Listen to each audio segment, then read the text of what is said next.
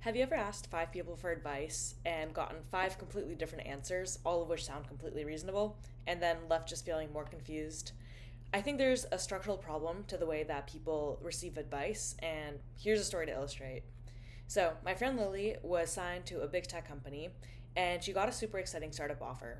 So, she went around asking for advice, and she calls up her big tech boss, and her boss gets really mad at her and says that she'll be breaking her word if she reneges on her contract. It would be a big ethical violation that she'd be letting down everyone in the company. Then she calls her uncle, and her uncle has seen all of his friends get super rich from joining startups, and then he tells her, "No, Lily, the startup is the way to go. You're gonna have massive upside, and you're gonna regret it if you don't do it."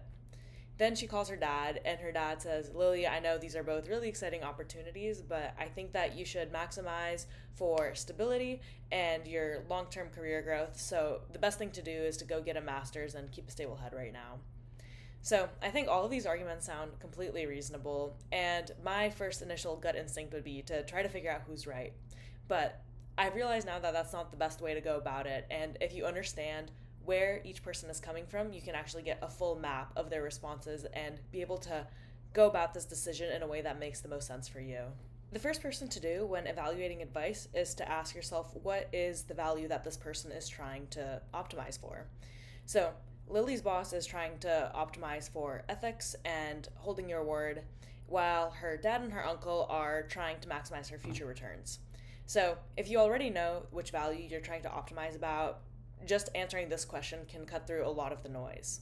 The interesting thing is that Lily's uncle and dad are both trying to optimize for the same value. They're trying to maximize her future returns. So, why are they giving her such different advice? When Lily's dad talks about maximizing returns, he means a stable upwards trajectory with no catastrophic downside. When Lily's uncle talks about maximizing returns, he wants to see massive wealth and high variance is acceptable. So, how do they come to these two different definitions to maximizing returns? If you look at their background, Lily's dad was raising three different kids on a single income. So the potential of losing a job is very real to him. If he didn't have an income, he couldn't provide for his family. And that loss was a lot more catastrophic feeling to him than the potential upside of having a massive amount of money from a successful startup. Lily's uncle lives in a completely different movie where he's not responsible for any kids. He's just trying to maximize success within his own life. And he sees that some of his friends who have joined startups and had very successful exits have done much better than him. And that reality feels much more real to him than the potential downside of losing a job. This disparity between the views of Lily's dad and Lily's uncle highlights a concept in neuroscience called salience. And that is, as we go through life, our brain naturally rewires to make some piece of information more important, more elevated, and diminishes the value of some other piece of information. So, when Lily's dad and Lily's uncle are giving her advice, they're not necessarily reasoning about things differently, but they're seeing a different movie happen before their eyes as they visualize these different paths for her, leading them to give her completely different advice. And this is true of everyone. Lily's boss is not necessarily more principled than her dad or uncle, but the ethical violation feels a lot more immediate and visceral to her. She's going to have to find a replacement for Lily. She feels the betrayal personally, and because of that, the ethics of the situation feel a lot more immediate to her, while the potential financial upside for Lily feels more abstract and distant. And because of that, her salience frame is oriented much more towards the ethics of the situation compared to Lily's dad or uncle. Once you understand how someone defines a value, the path usually follows. Lily's dad defines returns as maximizing stability while minimizing catastrophic downside, so of course a master's degree makes sense for that. And Lily's uncle defines returns as maximizing upside while making sure that the downsides are still reasonable. So a startup makes perfect sense for that.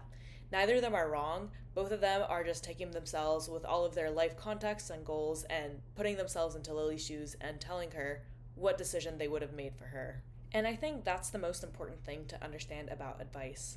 Everyone is just giving you their autobiography with your name swapped in. They're telling you what they wish they would have done or what they would do if they were in your shoes, and their advice isn't really entirely about you. They're just telling you what future feels most real to them and what they've learned to avoid at all costs. You might be tempted to go and find an advisor whose life is super similar to yours, but it's unrealistic, and I think there's something deeper to be gained. And that's to stop trying to find advisor and to start treating all of their responses like a map. So each of these people are giving you some real advice that someone has lived out, and it reveals an important part of the reality of your decision. Lily's boss is showing the repercussions of breaking your word and why it's important to try to stick to your commitments when possible. Lily's uncle is showing the massive upsides that are possible when risks are not that big of a deal.